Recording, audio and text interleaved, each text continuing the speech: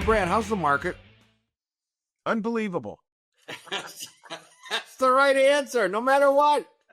What I'm seeing is the inventories are up, which is good. Interest rates are kind of the same, bouncing around just over 6 for a 30-year. First-time buyers are coming out and still buying. I see a lot of people that are not selling their homes. They're staying in them.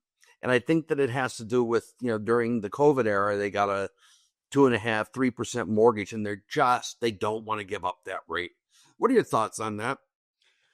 Well, it's interesting. I am seeing the same thing that you're seeing, and we call that seller rate locked. They're rate locked, right? They're locked into this nice 3%, let's say, mortgage, and the idea that they're going to have to, pay double that on an interest rate stops them oftentimes from making a move and putting their home on the market.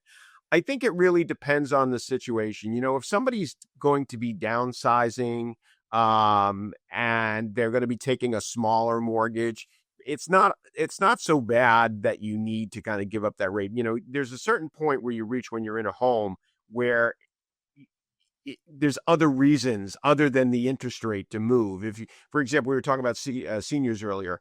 If you've got a senior that's climbing up and down stairs, let's say the laundry's downstairs in the basement and they've got their bedroom is on the second floor, that can be challenging for a lot of seniors as they age. And some seniors say that that's their exercise.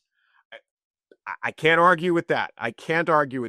But I've also seen situations where the stairs can be very challenging. If they can, a slip and fall for a senior is usually far more serious than a slip and fall for a young person where they heal quickly and such. So you have to be careful of that, and you have to look at what's the big picture. What are you trying to do? We're going to use the senior example again. If you're far away from family and you want to move closer, maybe you want to see your grandkids.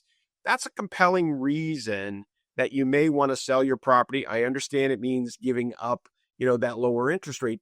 But at the same time, a mortgage and a home is a tool for a lifestyle that you have. And you want your lifestyle to fit where, what your goals are. And I think that has to kind of be balanced there. I know it's not an easy decision. It can be really challenging, but that's where we come in and help. Maybe we look at it. I mentioned earlier, a reverse mortgage. Maybe they have a reverse mortgage, so they don't have to have that. They put a chunk of their equity down, but they don't have to have that monthly payment. There's lots of options out there.